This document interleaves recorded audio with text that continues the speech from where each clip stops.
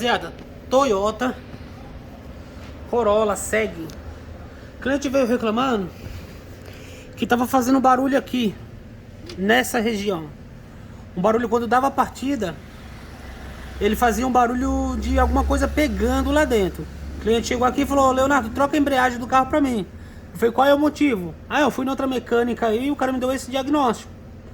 Eu falei: você não quer que eu veja? Não, pode trocar a embreagem que ela já tá mesmo dura. Trocando a embreagem, tá aqui, ó. Essa embreagem ainda não está ruim, a embreagem ainda é nova, né? Quem conhece aí sabe que a embreagem não tá velha, não tá ruim. Porém, aqui, ó, bem aqui em cima, tem uma marca. O que aconteceu? O cliente pegou o mecânico do cliente lá, pegou essa embreagem do 1.8 e o veículo é 1.6. Pode fazer isso? Pode. As empresas estão unificando as embreagens. O que é isso?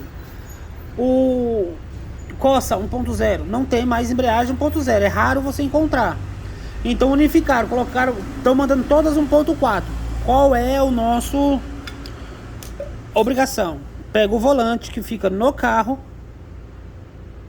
e dá um passe para tirar justamente aqui o relevo que ficou lá no volante. Vai servir a mesma coisa, porém tem que dar um passe.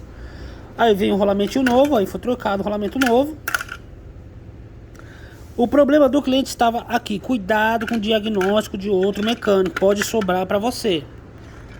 O bom é que o cliente falou: não, já troca a embreagem porque eu já sinto ela dura. Na verdade foi um erro de montagem.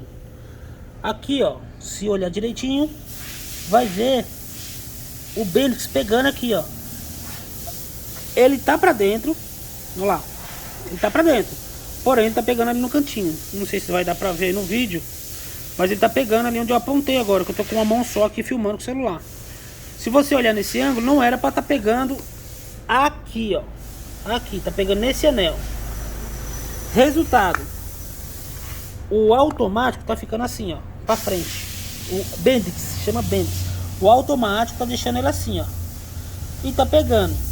Colocaram até uma arruela aqui, ó, pra ver se sanava o problema. O problema não é esse. O problema é que ele não tá retornando assim. Tirei aqui o automático, uma peça que fica aqui. Enviei ela já de amostra para trazer uma igual. Ó, o problema tá aqui. Vou lá dar uma lavada, fazer uma limpeza. Embreagem aqui foi trocado, porém não foi sanado o problema, pois não era o barulho dele. Mas resolvendo já isso aqui também na questão. Espero que tenha gostado do vídeo aí.